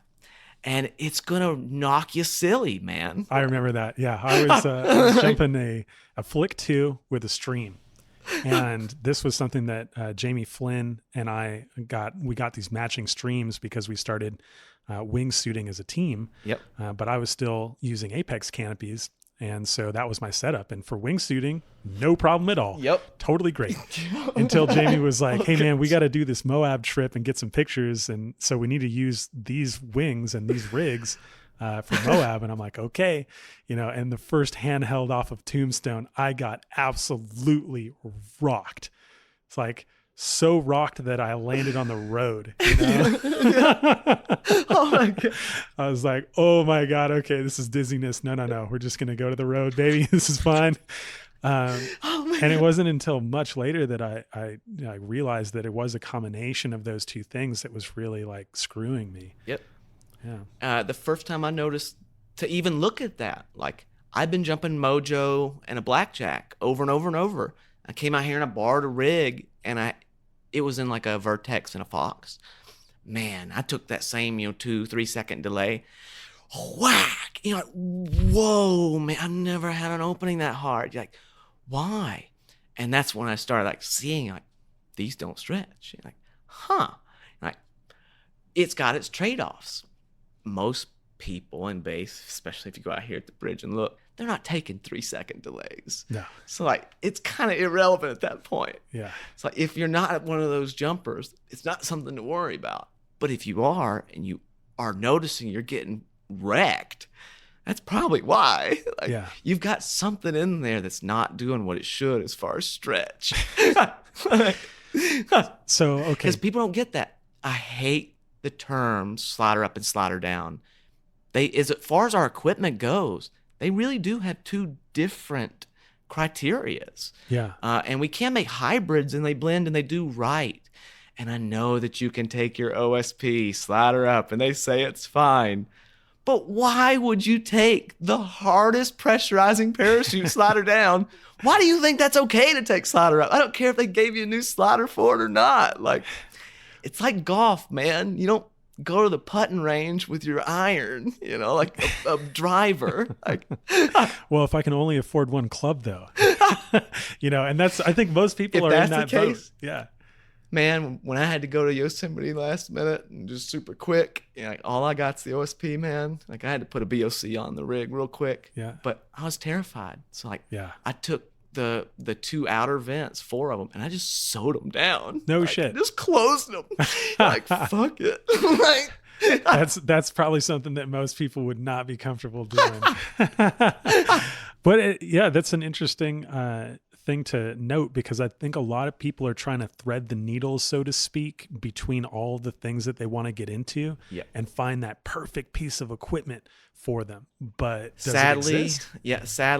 Unlike the Lord of the Rings, man, there's no one ring to rule them all. It just doesn't exist. Doesn't happen. Yeah. Huh. What and some of them are really good at most. Yeah. So what do you think as far as like all around considerations? What are the considerations that you like would recommend to somebody looking for their first piece of equipment? The core, I'd say like right now, my core parts is the first thing I want to say is like, I want people to be more aware. It's like, I hear it all the time. The OSP-1 is still in production. It's just not marketed. And I'll say this, I think it was a mistake for them to name the OSP-2 the OSP-2.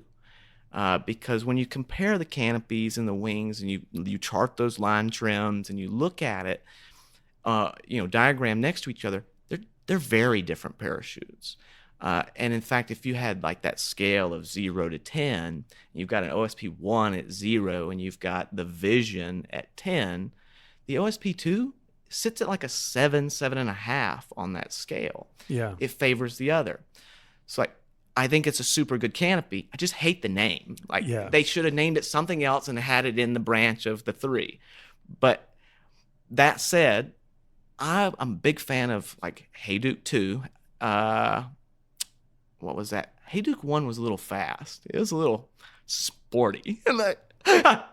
So Hayduke 2, OSP 1 and 2, even though they're different canopies, they're both really nice.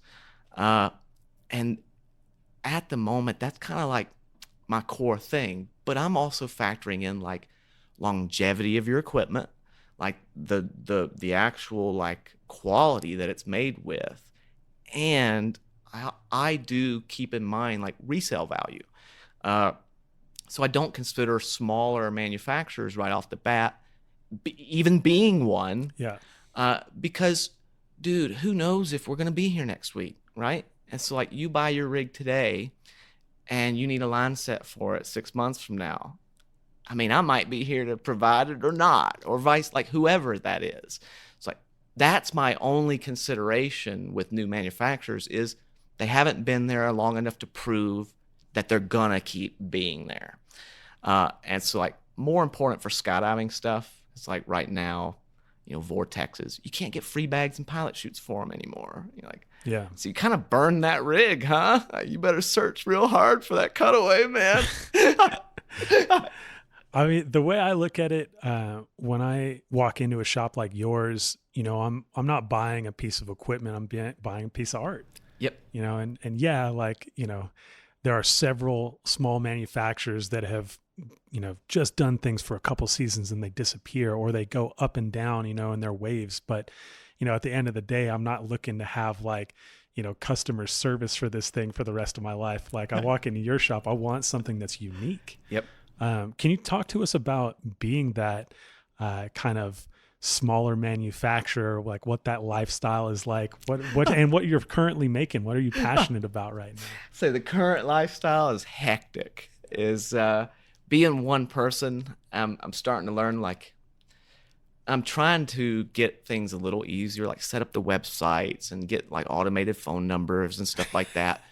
But trying to shuffle and like juggle that, which is because I'm not a professional at any of that. So like that's more than a full-time job for me to try to figure out. Yeah. then I got all the repairs from people that are coming in, because over the years I've collected quite the reputation for repair work, especially being in Twin, when people are they say money don't grow on trees, but man, in that canyon down there below that bridge, Yeah. it damn sure does. Them students just burning in every day. Like, that's stuff I don't actually want most of the time. But it's fun because I get to pick and choose some of the like ultra custom stuff that I'll do. It's like, it's not something that you can pay for. It's me having fun. Yeah. And that's the only way you're going to get it, is like just me nerding out. Like, in a way, it's my art. Like, so you are in that, you're buying my piece of art. So like, as far as the creativity side, I like the freedom of that. It's like, I don't like the boring, mundane one thing after the other. Yeah. Manufacturing. Yeah. So that's what I'm struggling with, is like, that's the manufacturing is becoming a full-time job. Yeah.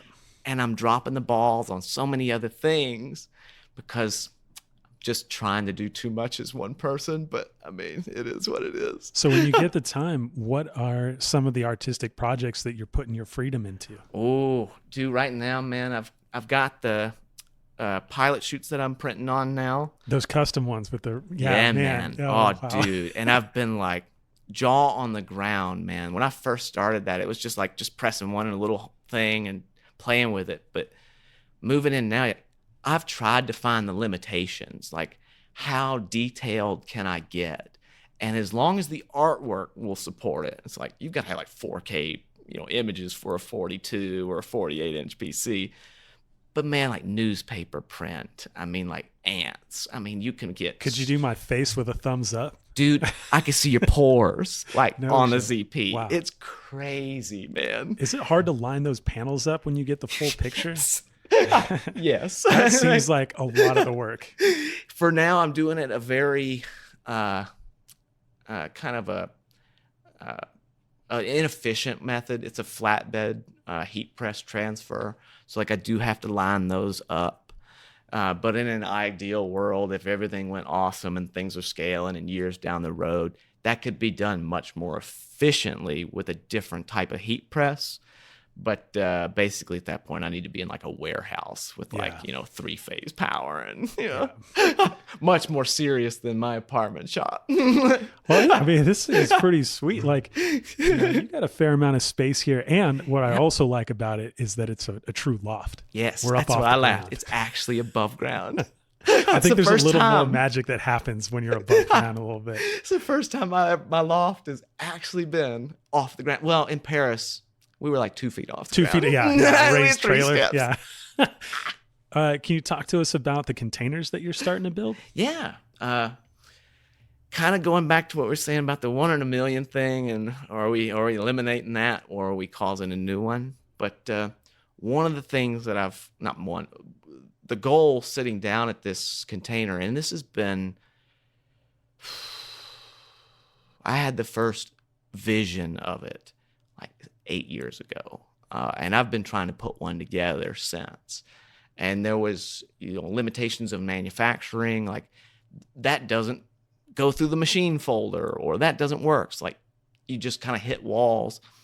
Well, I finally got one out this last winter, and it worked awesome. I'm kind of getting ready to spool them up, hopefully for August, September. But the idea was to go into it and design a very specific base jumping container that takes into consideration a lot of the problems that exist that we've never actually dealt with. And the times that we've tried to deal with them, they flop for marketing reasons. And one off the bat is like the 2-pin rig. The 2-pin rig is kind of like it exists as a convenience to history. Like it just kind of happened. It wasn't a thing that like 2 is better. That's never been like the argument. 2 is not better. No, 2 complicates things. Easier to manufacture. Easier to manufacture, easier to close, easier to kind of make it look decent.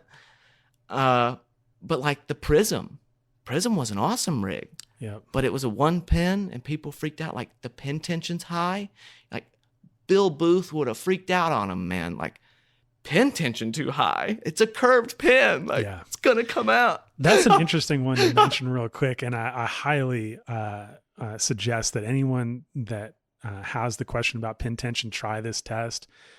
Just close the rig as hard as you possibly can. Yep. And then take a little fishing weight and see how much force it is to pull the pin out. If anyone out there can do more than 10 pounds, 8, I'll say 8. If you can hit more than 8.5, game on, man. Yeah. I'll be shocked. I've got a special prize for you. So you can't use tools to close it. Like you can't use a pry bar or wrench the pin closed. You gotta have it's got to be done by hand. But if you can shorten up the closing loop and close it to the point where a fishing scale shows more than 8 pounds pulling the pin, then I got something for you. Yep. Yep. I say, man, like if you can close the rig, it's fine. Yeah, it's fine. So back to your container. What else are you working on with it? So I've kind of wanted to try to attack that bridle routings and pin locks and rotations and things like that are locking containers closed in the last decade or two. Yeah. One of the things that's I'm pretty excited about. I've still got a lot of testing to do in house. But it's a 3-way hybrid, meaning you can close it with the top loop in the top flap, you can close it with that top loop in that through loop position, or it's going to have a new loop I don't know what I'll call it, the safety loop. I don't know. But it's got a new loop that's going to come in that's kind of along the lines of the Jesus loop. But it's a self-contained system that you wouldn't have to do any additional work, that if one pin on the system hangs up, that's okay, as long as the other pin pops, which I've got a way for that to happen. And essentially, it's a way that as long as you don't wrap yourself in the bridle, it should open the container.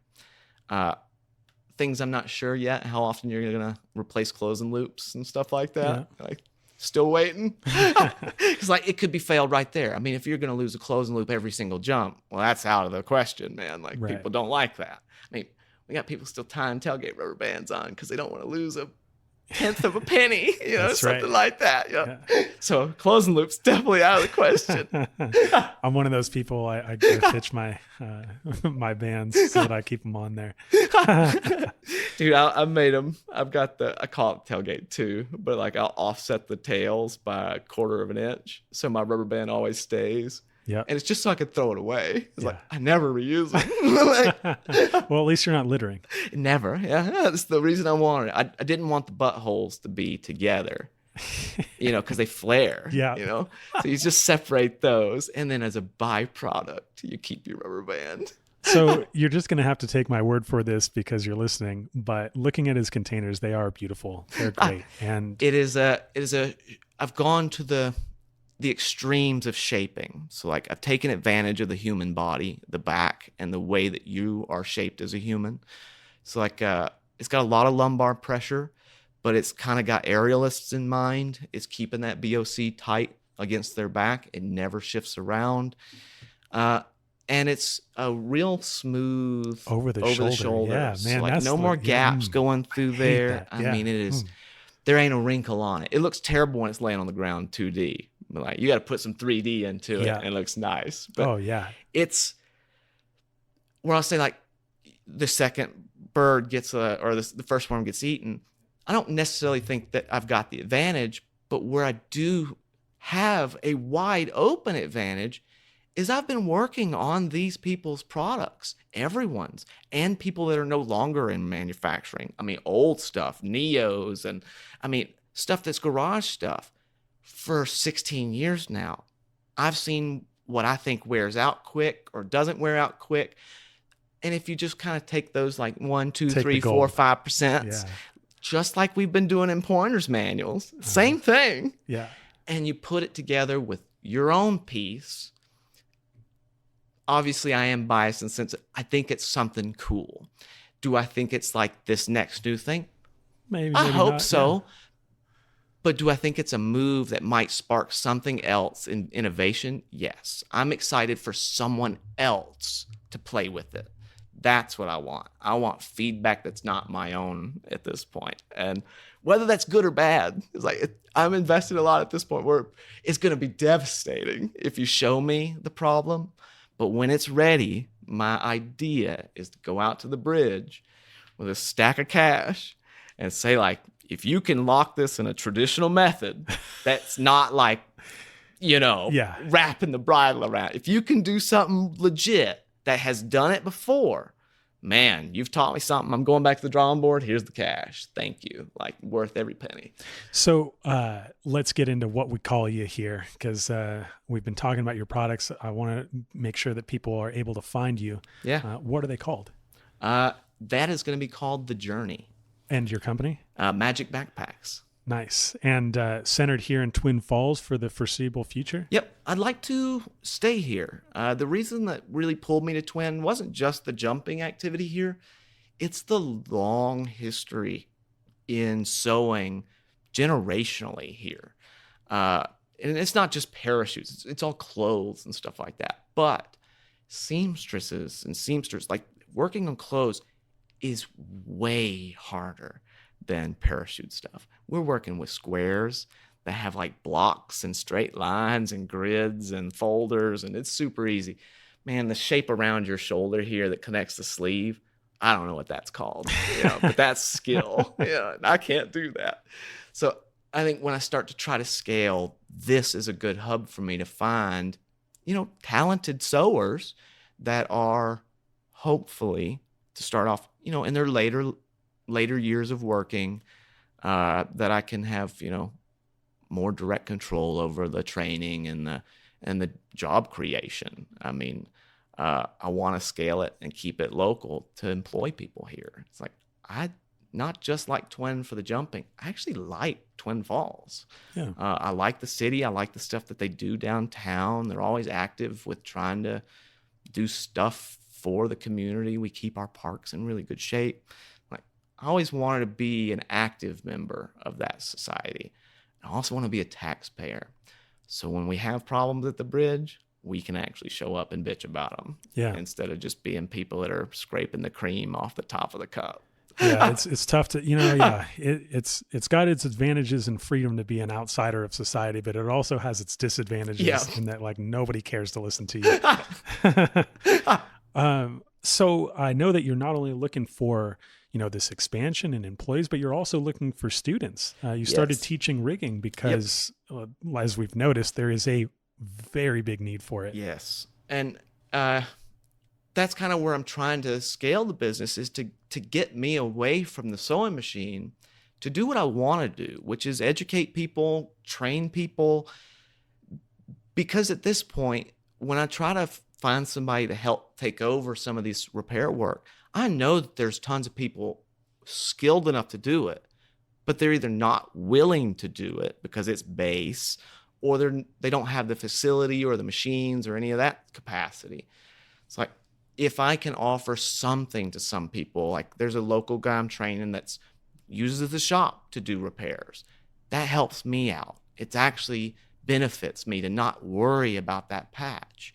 And if I could build an army that is the entire base community to take care of their own stuff, that's my mission. It's like to try to share any of that comfort that I got from it, to try to give it to someone else and help them along their journey, is super rewarding. But at the same time, knowing I'm giving out information that was very difficult to gather is really important to me. It's like you're saying with some of those old guys, they're wonderful dudes if you can crack through the outside shell. Yeah. Like, they're rough, man. Yeah. They're tough sometimes. They come from a different era. They do. Yeah, man. And that's where I'll say is, like, my best advice is stick to talking about parachutes. It's like, I mean, if we're going to talk about politics with somebody that's 30 years older than me, I mean, odds are we're not going to get along, you know? Yeah, you're unlikely to see somebody that was, rigging parachutes for WW2 be sensitive about something that is, consideration of the modern era. Yeah. But no. they're the only ones that are going to have that one unique piece of information. So and let's just not talk just about. Don't care. Yeah, let's just not talk about any of the other stuff because it won't end well. It's not going to end well. Yeah. And that's not what you're there for. Yeah. Yeah, that is it's a common thing across the board in parachuting where we kind of have to set some of the personal differences that we have aside, because the important part is to get that information that's going to save your life. It's such a broad sport. There's so many of us, and I have so many different points of view. So like, it would be tough. So, and we're going to fill in some gaps on this later, but right now, how do people find you? Right now, I've had to take the website off because it was kind of like in between and it was doing some weird stuff. But right now, the best way to get me is either email if it's non-important, like if it's non-emergent. That's just jacob@magicbackpacks.com. The other, if you're in town and you're looking for something quick or you need something turned around quick in the mail, the other way is my phone, and that's going to be 208-308-5337. And we'll post these things, so don't worry about it. Keep in mind also, guys, like be patient with me because, dude, I get blown up and I will get back to you as soon as I can. But if it's a little time and you haven't heard back, don't feel bad to just shoot me another message, man, because riggers, we forget stuff like that. So it's okay to hound us, just not too much.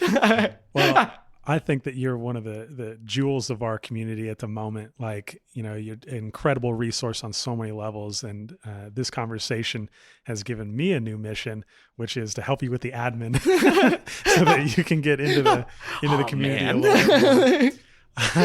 I have hired someone for that. Oh, nice. Well done. While we're wrapping this up, I've asked you a ton of questions about rigging and your personal projects and all of this. Is there anything that I've left out that you want to add on to the back end of this piece before we call it a day? Yeah. I mean, the invitation's always there here at the shop. Obviously, I like appointments, like just a heads up. I don't like surprises, but if you're ever in town and you just have a simple question or you want something looked at your gear or anything like that, the door is always open, and I'm always happy to help with any kind of question that you've got, either jumping related or gear related or any of that stuff. It's actually stuff I love nerding out about, and I could talk about parachutes all day. Yeah, you know what? I totally forgot about this. It, we've been talking about parachutes so much during this interview that I didn't even ask you why you got into base jumping in the first place. And that's something that we do ask everybody. So I feel like we need to at least touch on this one. Yeah, man. Why did you get into base jumping? Heck yeah. I was just a packer at the drop zone, like 16, 17. And there was a fun jumper out there. His name was Pete Certain. He's no longer with us, but epic human. And he would he'd pay me to pack for him. It's like, a year in, he told me he's going to go jump off this antenna south of town. And I just looked at him like, this guy's full of shit. Like, he's insane. I had no idea about base jumping. I had never seen a YouTube video about it. Like, I'd been at the drop zone for a couple of years, had even knew that was a thing. And this guy's like, yeah, you want to come watch? Like, yeah. So I rolled out there with him, and this dude pops the trunk to his Corvette, his old Corvette, and had like 7 rigs in the back. And and this dude, there's 340-foot antenna, and they called him Tarzan because he could do that antenna in like 7 minutes, and he'd just be up there and jumping. And he lapped this thing like 5 times, and then he's like, "We're done." And I was just sitting below this thing with my jaw on the ground, like, this is insane. Like, this has got to be the coolest thing I've ever seen. And fast forward, I just followed him around for that next couple of years. Anytime I was at the drop zone on the weekend, Friday through Sunday, I'd just go with him, be his ground crew, figure out how he's getting into this stuff. And I was just blown away with it. And we had planned to go bass jumping here and do kind of like an official first jump thing and do like a course thing. But he went to Europe, and then he came out here for a week, and he ended up passing away doing gainers, and he got a wrap on his GoPro, and it didn't clear. And ever since then, like, it kind of like I was in that hole of like, I kind of have enough information to like fuck myself up, but like not enough to feel good about this, you know?